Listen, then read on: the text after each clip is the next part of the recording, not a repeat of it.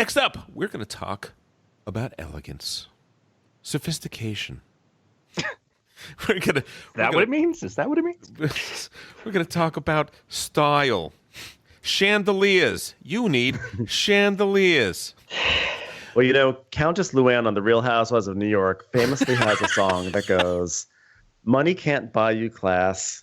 Elegance is learned, my friends." Oh my God! There you go. There you so go. We have to learn elegance. Trey, why don't you start us off?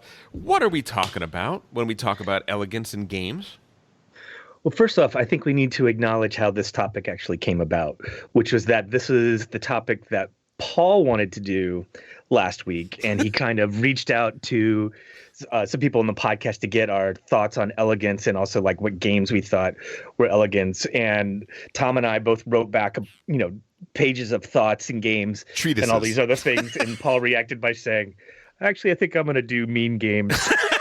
I think I stepped into the wrong end of the pool. Well, he may have also thought that I was trying to invite myself on his podcast, and that wasn't going to happen. So I think Trey would never do that. We were like, we already did all this work on elegance. We should do elegance. There you go. Absolutely. Yeah, we have a lot to say.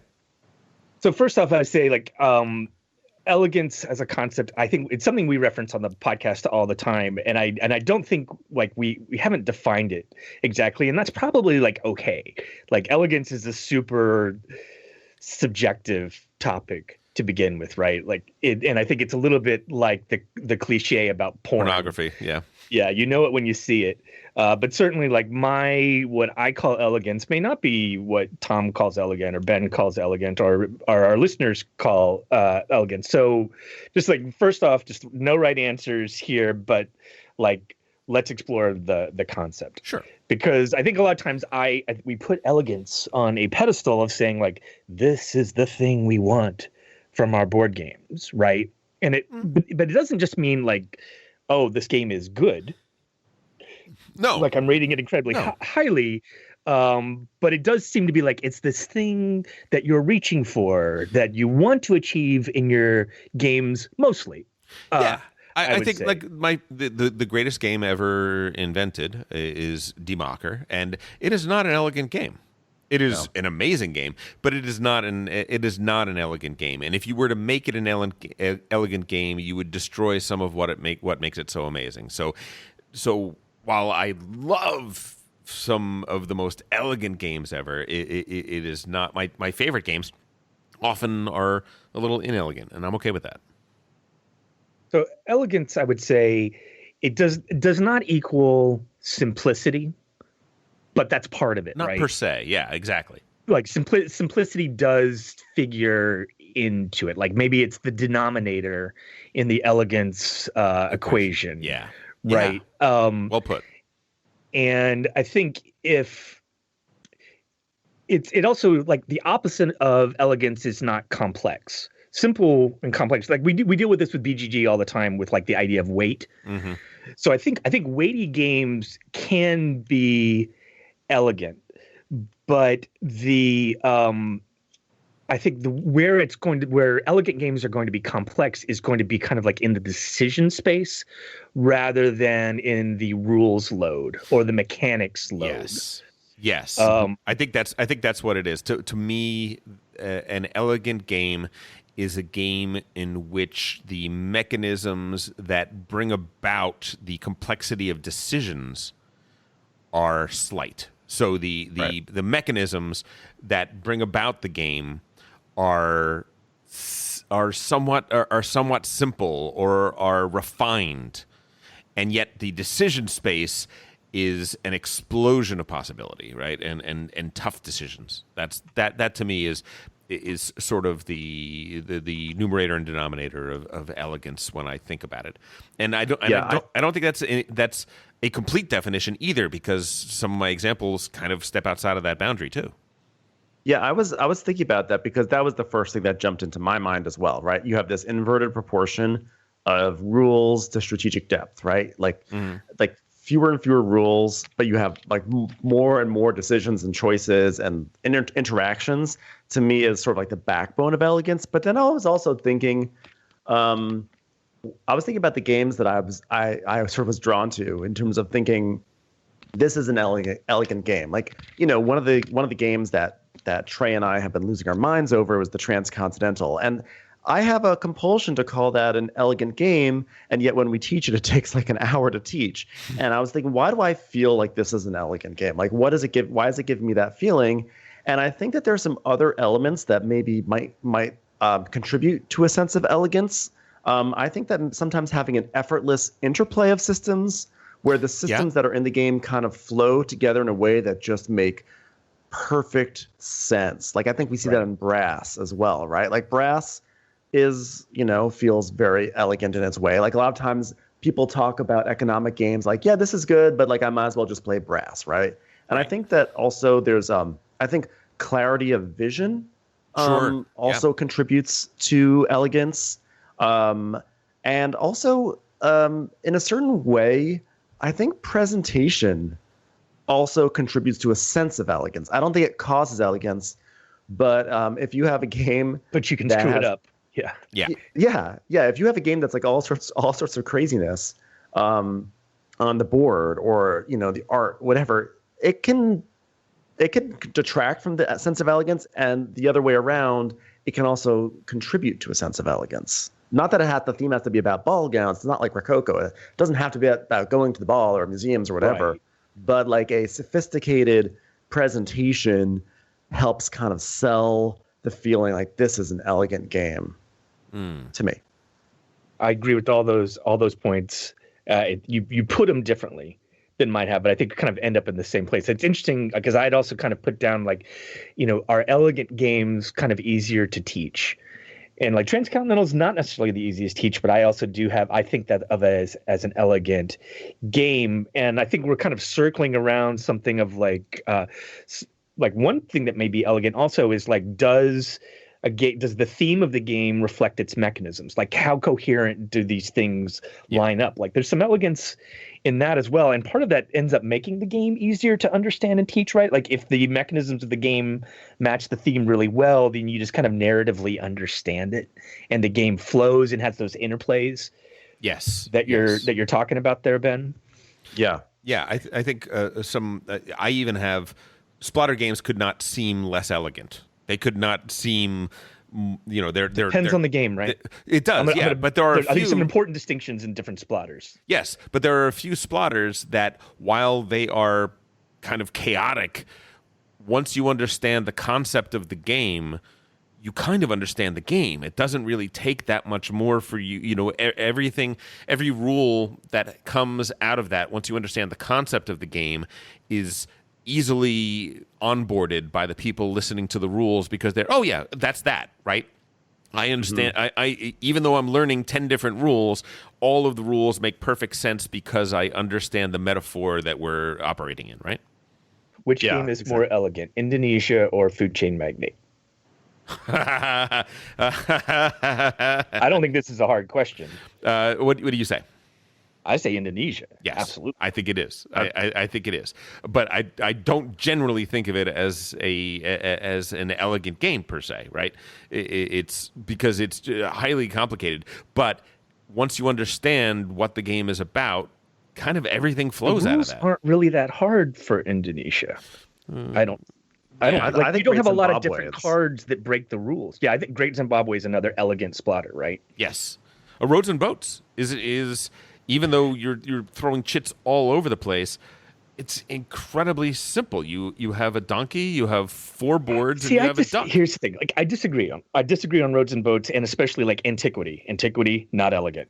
No, Antiquity's not. The thing that's not elegant about Roads and Boats is like you've got that sheet, and like here's all the different things you could do.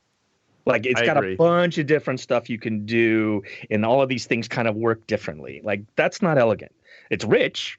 It's a huge sandbox of decision space, but that's not elegant to me. And I just don't feel like other than like the weird, like the least elegant thing about Indonesia is the like the weird TV dinners rule, right? Like, that's the least elegant thing about the game, is like how you combine these 2 different kinds of companies into this third type of company, because that's like an exception to the basic idea of how the game works. Sure. If that makes sense. Like, that's the least elegant thing. It's interesting, but it's also like an exception, and exceptions are the opposite of elegance. And I think that elegance also, like, games can have elegant aspects to them, right? So Sure. I think that Roads and Boats is a game that has elegant qualities to it. But I kind of agree. I think that, like, there's a lot of conversions to be made, a lot of things that have to be tracked, and also like lots of little bits and pieces, which to me kind of make it not feel elegant, but it is. But maybe there's an elegance of clarity. Maybe that's where the clarity of vision comes from. But I'll put it this way: it's. I would say when I teach Roads and Boats, I say this is a game about logistics. What you're going to be doing is you're going to be taking base things and turning them into more complex things, and in order to transport things from here to there and creating a engine that allows you to do that, that's what the game is.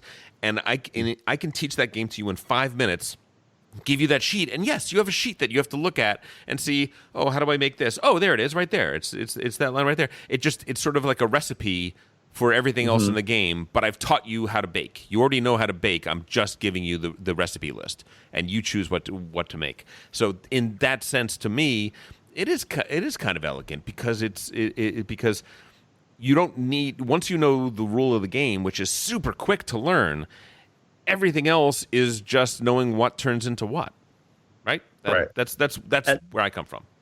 Yeah, I think that's rich. Yeah, go ahead, Ben. I was gonna say, similarly with Maria, there's something about that game that feels very elegant to me, which is funny because that game does have certain giant situational exceptions, which is like, oh, in the second year, there's going to be this election, and then there's also, oh, you can make this thing neutral, and then, oh, if it becomes neutral, this has to happen. Oh, and then if it can go over to Austria. Oh, you can do the. There are all these like scenarios that can happen, and you always have to go check. Wait, what was that? What was that? But the actual act of playing it felt very elegant because not day to day, but action to action, turn to turn, you're basically just moving some pieces around, and then you're playing a very simple card game, and like the game, maybe the game isn't elegant. Maybe this is a game that has an elegant core, but it felt elegant to me. It felt like I got a huge experience out of it. You kind of said this before. It's like there's different pieces of this game, and the way they interact with each other feels really organic and interesting. That to you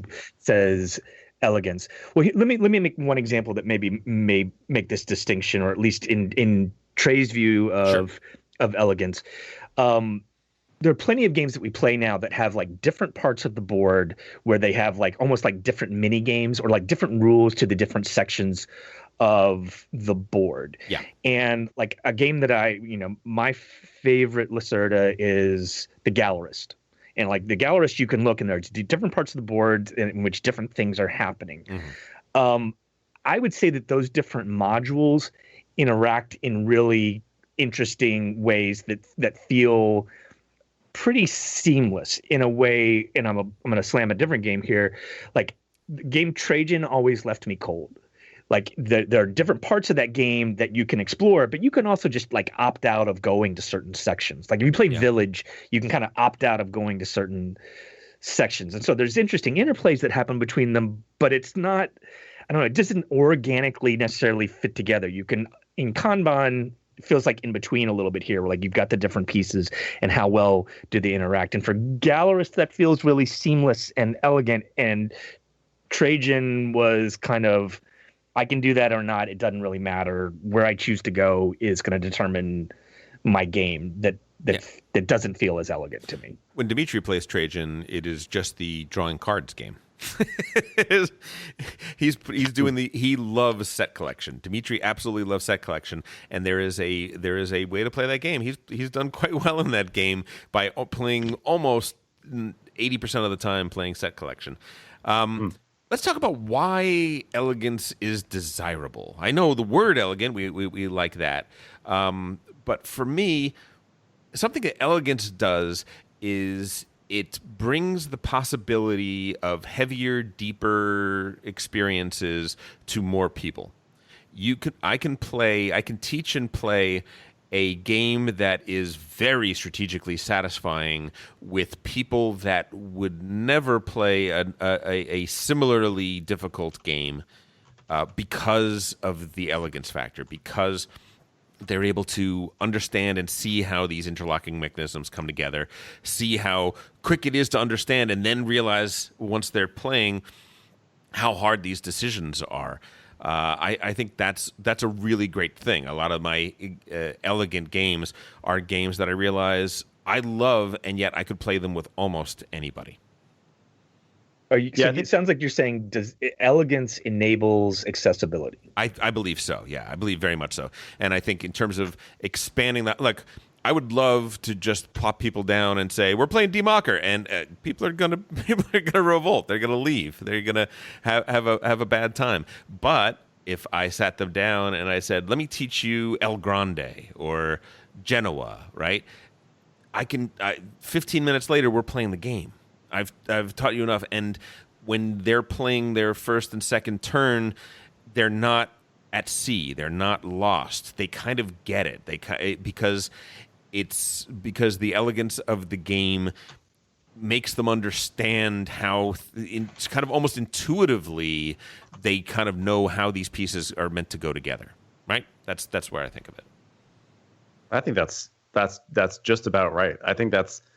It gets you to the fun faster. Yeah. And I think it also makes, I think a really elegant game will probably appeal to someone who is newer to the hobby, as much as someone who is seasoned, or maybe like would appeal to maybe a larger swath of gamers, from light to heavier gamers, perhaps. Like the elegance sort of creates this is universally fun. It sort of like gets us to that point. But at the end of the day, I think it gets us to the fun. It gets us, we're not dealing with we're not focusing on what are the rules. We are getting into the fun, and the fun is generally caused by our interactions with other players and the game. Yeah. As opposed to a more of a manufactured experience. Correct. Which does mean, though, that to some degree, elegant games tend lighter. They're not solely lighter, but they do tend toward the lighter games. Like, Trey, you and I were talking about abstract strategy games, right? Yeah. And puzzle games and that sort of stuff. Those have a much higher tendency towards elegance, especially the more narrow we define elegant, right? Yeah, I agree, but it's interesting that, like, I generally don't like abstract strategy, but and so it's not. Yeah, Go is incredibly elegant, yes, right? And you could probably look at it and say, like, Go is more elegant than chess. Yep. Right, because like chess, you could say, well, unlike you just have a single piece in Go, and you're gonna have a lot of them, but in chess you've got different rules for different pieces. Yes. So like by definition, I would say like chess is less elegant than Go. But like I don't think that's ultimately what elegance is, because otherwise we would just be playing abstract strategy games, and we don't want that.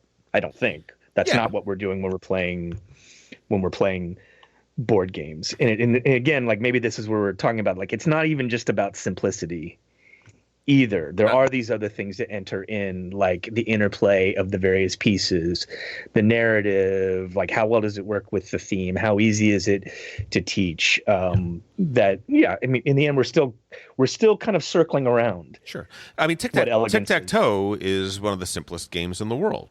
I don't want to play it. You know what I mean? And so it's not as simple as is only a piece of the puzzle, and the heavier the game gets, the more fungible what simple means is, right? The Gallerist was a perfect example, right? It's not a simple game. It takes a long time to explain, but because of the elegance of the way these pieces interlock, it does feel more intuitive, and maybe intuitive cohesive. Yes, than other things, for sure. But one final thought sure. from me, sorry. Just in terms of like my final bite at the Elegance apple, in terms of what it's not. And I was looking at like fiddliness. Yeah. Like fiddly isn't elegant. And I was almost like, is fiddly almost like the opposite of elegance? In the sense of like, is that helpful at all? In terms of like, because we even might, like, fiddly is also kind of an elusive term. Is like there's a lot of fiddliness in resource tracking in Terraforming Mars. There's a lot of fiddliness in playing Antiquity. There's a certain amount of fiddliness in like moving your power around in Terra Mystica or a Gaia Project. Those are still really excellent games, but like sometimes we might now, I think like fiddliness is even like expanded to like, oh, we know the game, and then you go and find in the rule book, oh, here's an exception to the way we understood the game to work, or like the game normally works this way, but oh, here's an exception, and you might look at that and say, oh, that's fiddly. Yeah, absolutely. Should we talk about the Elizabeth Hargrave article that you brought up? You know, let's table that just because I think like that's a great discussion about weight. Sure. Save that for another time. I think we've circled it a little bit, okay. But let's move on, and we'll circle back to that another. I'll say that. So getting back toward this simplicity, I think puzzle games have a strong tendency to be simple, and sometimes look.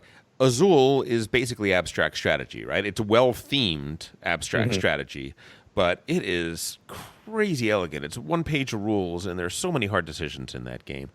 Tim Fowers, now boarding, I think is a really elegant game.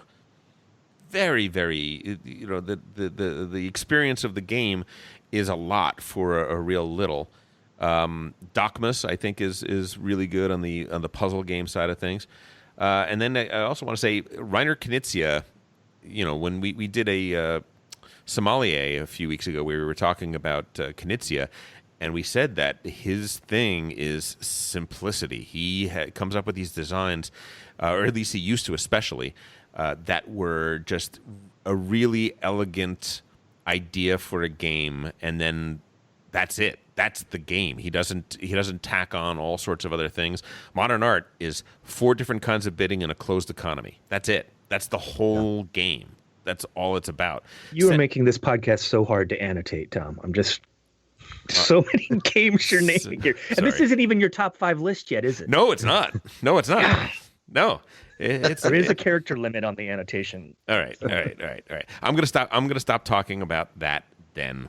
Except to say diplomacy. I will say diplomacy is one of the heaviest games there is. It is, people study it like chess in terms of this move and this gambit and so on and so forth. And yet I could teach you the game in 10 minutes.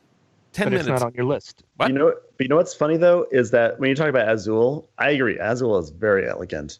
But if Azul had the art of Bonanza, do you think, in all honesty, do you think you would look at Azul and be like, this is an elegant game? Even though it is an elegant game, if it had like crazy, instead of tiles, there were like just like cutouts of crazy beans and with like 90s art.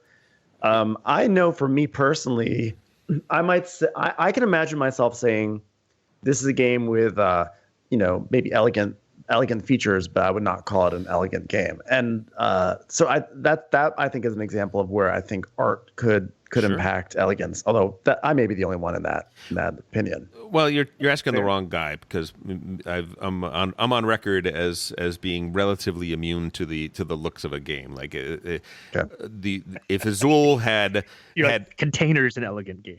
Exactly, yeah. If Azul had the thinnest cardboard chits that were 5 colors of chits instead of all these amazing designs, and I start playing that game, I'd be like, "Oh, this is a really elegant game." I would still probably be there. That is fair. Well, that's why I asked. I was curious.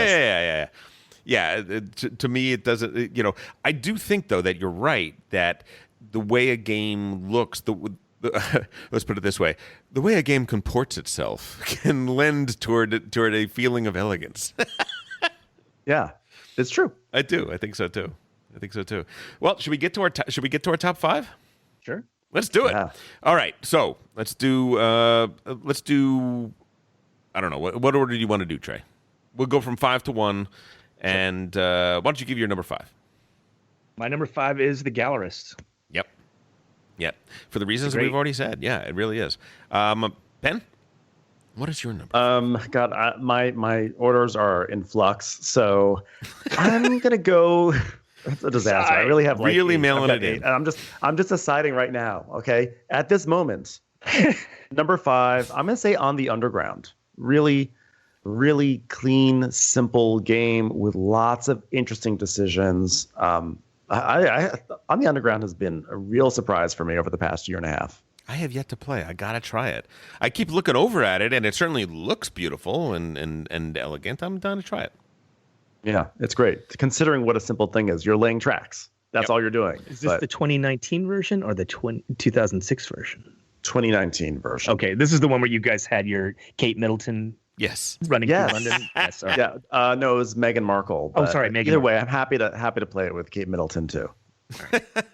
My number 5 is a Reiner Knizia game. My favorite Reiner Knizia game, actually, Taj Mahal. Taj Mahal is a game. It's a card game with a map. That's all it is. Each round there are 5 things that you can win, and you're playing cards and trying to bluff people out to get as many of those things as you can.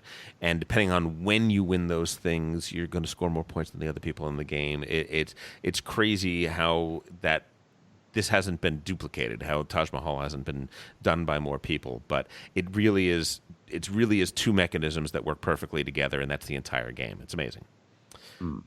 Trey, number 4. This one may be controversial. I actually have Age of Steam. Age of Steam, elegant. Ooh. I just feels just really straightforward, no surprises once you understand it. Yeah, I mean, maybe it's. I think it might very easily be the most elegant of all the train games, right? It doesn't pass Ben's looks good test. No, it does not. No, it's not that it has to look good. It just It just. I think if a game looks cluttered, if it has iconography all over the place, all that stuff, I think it detracts from it. We're not saying you're shallow. Does it have iconography all over the place? No, I'm saying that's no. It doesn't. Okay. It doesn't. I'm just saying. I'm not saying presentation is going to be. It's not like it's a staple of it, but I think that presentation can take a game from being inelegant to elegant. Right. But I totally respect that as an elegant game, because I actually was toying with the idea of putting Railways of the World on there, which is basically the same thing. Yeah. Which is your Ben's Age of Steam. Ben's Age of Railways, Steam. right? Yeah, I mean, I think economic games have a certain elegance to them, right? Because everybody understands money. Some people maybe not, but the idea The of elegance of debt. the elegance of I don't have any money and I owe more money, so I have to spend more money so I can hopefully make enough money that I no longer owe money is essentially Age of Steam. That's virtually every decision that goes into the game is about that. So yeah, I like that. I like that choice. Ben, what's your number 4? Okay. Trey, you do not have to annotate this. Okay. I can't help it. I have to say, I'm not even going to give a comment on this. I'm just going to say, I'm going to give 3 honorary mentions to Medici. No. Tammany Hall and Arboretum. I'm sorry. It's out there. You can't take it back. Okay. So that's it. But now my number 4. Tom, as if it didn't happen. Oh my God. Number 4, I'm going to say Iki. I love Iki, and I think that it's a really beautiful Elliott rondel for all the reasons I said earlier, and every other episode I've talked about it.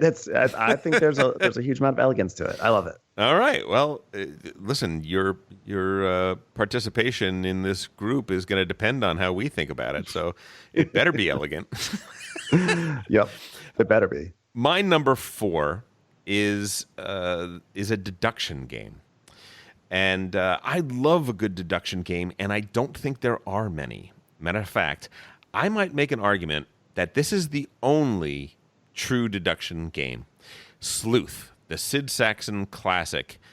Everybody has a hand of gem cards, and there is this other deck of cards that tells you what kind of questions you can ask of the other players, and you're all trying to determine what the one missing gem in the game is. If you think about it, Clue is a bunch of people moving around to different places and rolling dice and doing all this sort of stuff, trying to find what the one card of each type is, right? And that's the solution to the murder.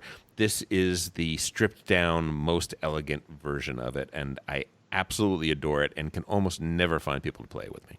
Yeah, you have always championed this soulless deduction game. But I will try it. I will totally try it with you, Tom. Let's put it this way.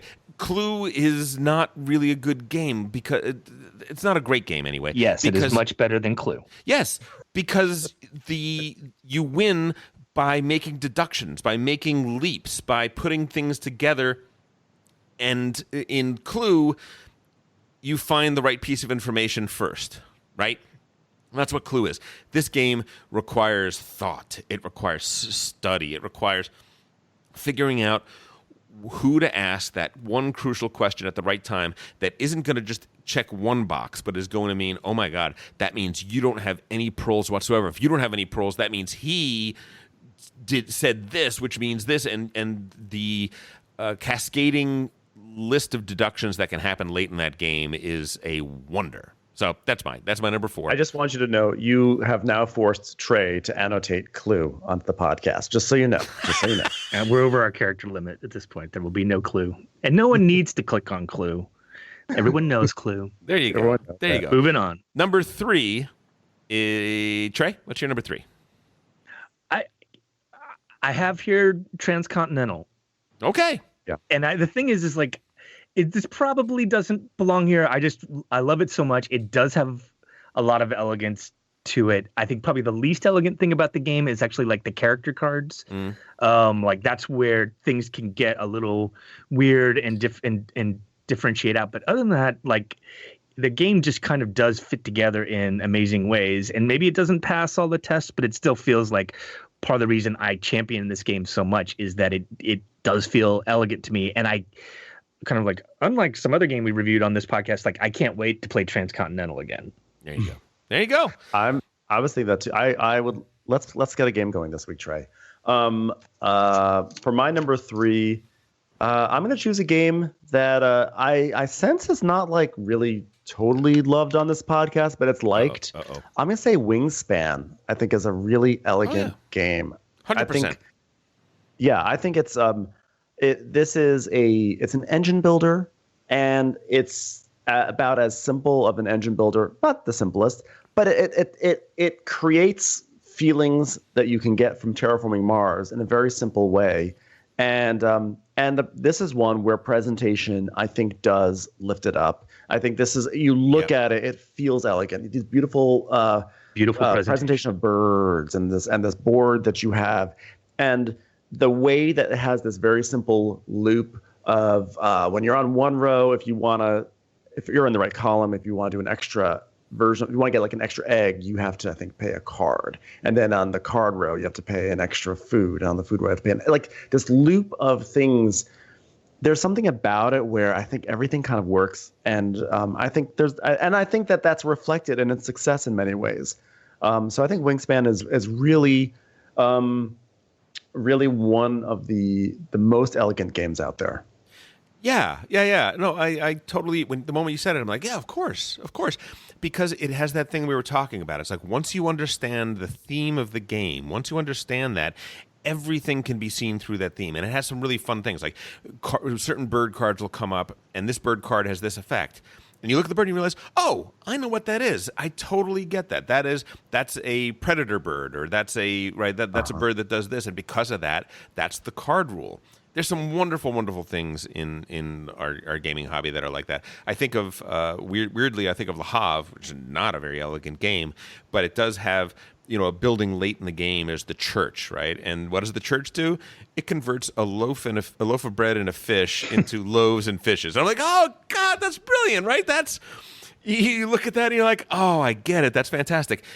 I think Elizabeth Hargrave did a wonderful job of making most of the cards work that way, where you look at it and you say, yes, if this bird is going to be turned into game terms, this is what it would be. It's fantastic. Really well done. My number 3 is a game we talked a bunch about. Santiago, I think, is a crazy elegant game. We are bidding. The lowest bidder is going to be the person that is going to decide where the water goes, and we are placing tiles down and trying to put together combinations.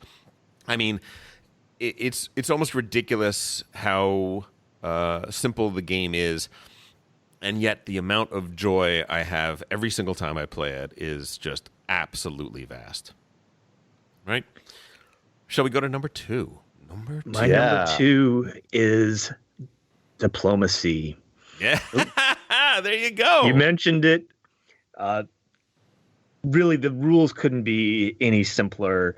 The interactions, both on a personal level and in terms of what you can do on the map, are incredibly complex, and it makes for a very rich game. I mean, in fact, probably like the least elegant thing about the game is the map itself, in that it does have certain edges and things that you have to kind of learn over time. Yep.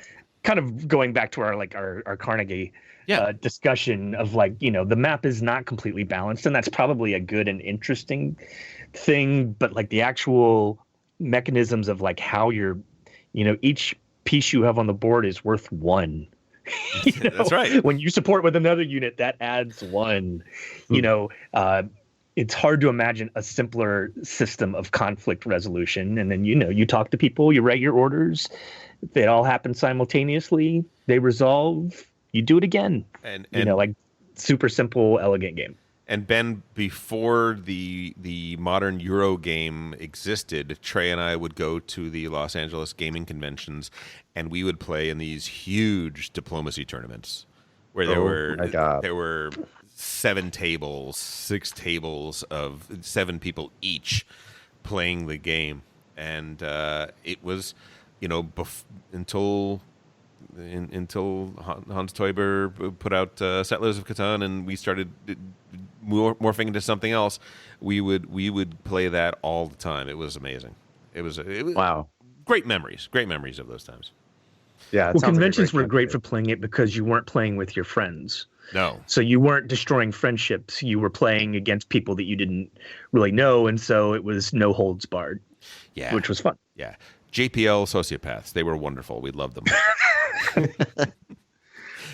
My number 2, Hansa Teutonica, which is, I mean, you want to talk about ratio of simplicity to depth. This game, you have a handful of pieces, one of the easiest games of all time to set up. And it just, you just have to listen to the episode, the review that Matt and I did a few weeks ago. It's a great game, just so streamlined. And here is a game like Carnegie that always has the same opening, but it doesn't feel samey. It doesn't feel samey. I think it's because you just sort of get into it. You just start playing and just go. Yeah. It's great. Everyone should have it. I prefer the expansion map for it in terms of it not feeling so samey. I think that the original map, the fight for the extra action bonuses down at the bottom, that's the thing that gets the most samey about that. But yes, totally, I agree. That's it gets a little samey with that, but not so much. And I think that I haven't played the Eastern map, but the Britannia map is awesome. Yeah, totally agree. Awesome. My number 2 is Friedrich. You were talking, Ben, about how Maria is kind of, if not elegant adjacent. Friedrich is the elegant version of Maria, because all of the other things you were talking about, all of the other edge cases and extra rules and things that happen are not in Friedrich. Friedrich is all of the rules of Friedrich are on a playing card. Everybody gets the playing card. It's iconographic, and you look at the 4 things, and when you look at those 4 things, you know every single thing you need to know how to play Friedrich, and it is almost the difference between the 2 games is that the added stuff in Maria adds a level of complexity that is good, that is nice. I like it very much, but the simpler Friedrich is an astonishing amount of tactics and decision and nail biting and hard decisions and negotiations, all of which are around a game that can be explained on a playing card. That is the definition of elegance to me. And last but not least, number 1. Trey, what is your number 1 elegant game?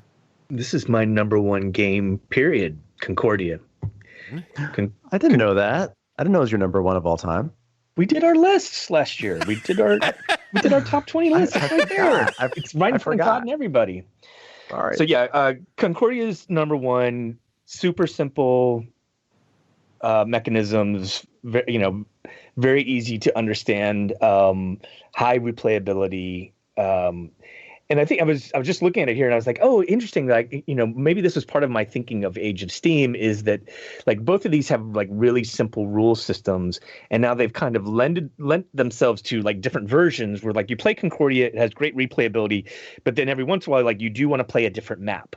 Like you play a different map and then they're going to introduce like one rule difference on this map, which is really like what Age of Steam has done, right? It's like we all understand core Age of Steam rules, and then you go to a different map and there'll be like one rule change.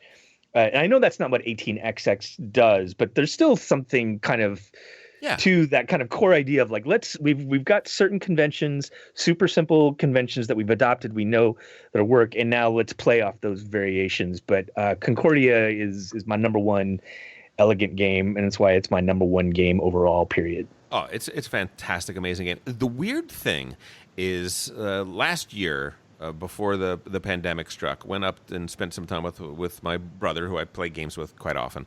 And my brother and I and my wife and his wife sat down, and over the course of 3 days, we played like one big game a day.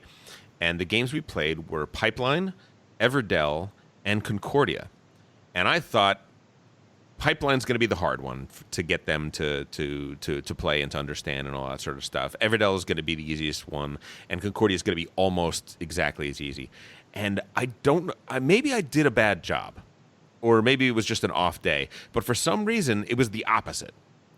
It was the absolute opposite. Concordia was the hardest game for them to understand, and I couldn't wrap my head around why, because the rules didn't take very long to teach, but they had a hard time with it. It's weird because I totally agree with you that I think it's one of the most elegant games that's ever been made. Like you look at the map and you know what it costs. Your little playing card tells you everything you need to know about what it costs to do this and to do that. Every card that you choose to play shows you super simply what it is that it does, and it's amazing. But for some reason, Pipeline was the easiest game for them to grasp, and the hardest was Concordia. It's hard. That's hard for me to understand how that happened. I don't know. Because like Concordia, Concordia though, like on your turn you play a card.